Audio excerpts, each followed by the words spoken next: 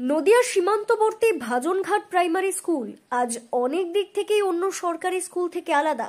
শিক্ষার সঙ্গে সঙ্গে ছাত্রছাত্রীদের সর্বাঙ্গীন বিকাশে নজর দিচ্ছেন এখানকার শিক্ষকেরা। স্কুলটিতে বর্তমানে মোট 234 জন ছাত্রছাত্রী পড়াশোনা করছে। প্রতিটি শ্রেণীকক্ষে সিসিটিভি ক্যামেরা বসানো হয়েছে নিরাপত্তার স্বার্থে। শিক্ষার আনন্দ বাড়াতে অনন্য এক উদ্যোগ নিয়েছেন শিক্ষকরা।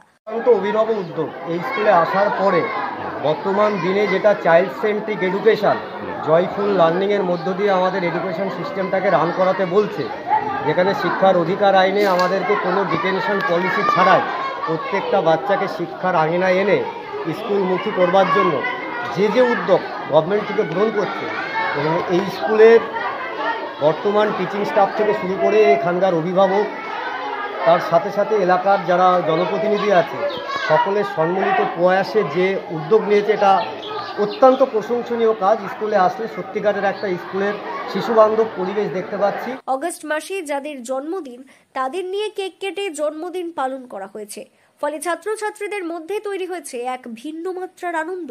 স্কুলের দেওয়াল জুড়ে আঁকা হয়েছে পোস্ট অফিস, পুলিশ চৌকি, এমনকি বন্দে ভারত এক্সপ্রেস ট্রেনের প্রতীকী ছবি। যেদিকে তাকানো যায় সর্বত্রই রয়েছে শিক্ষামূলক বার্তা।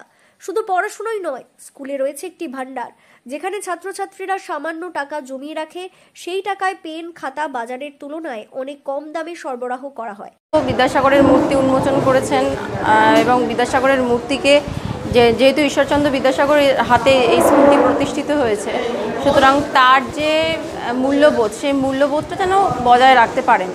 এবং বর্ডারের একদম সন্নিকটে স্কুলটি হওয়ার জন্য এখানে বলা যেতে পারে নানান ধরনের অসামাজিক কাজ থেকে, যাতে করে ছেলে মেয়েদের এমনভাবে মূল্যবোধ জাগানোর চেষ্টাটা মাস্টারমশাই করছেন, যাতে করে আগামীতে ওরা কোনো রকম অসামাজিক কাজের সাথে যুক্ত না হয়। বিদ্যালয়ের চত্বর জুড়ে রয়েছে ফুল ও সবজি চাষ, পাখি ও অ্যাকোয়ারিয়াম, এমনকি ছাত্রছাত্রীদের তৈরি ছোটখাটো হাটও।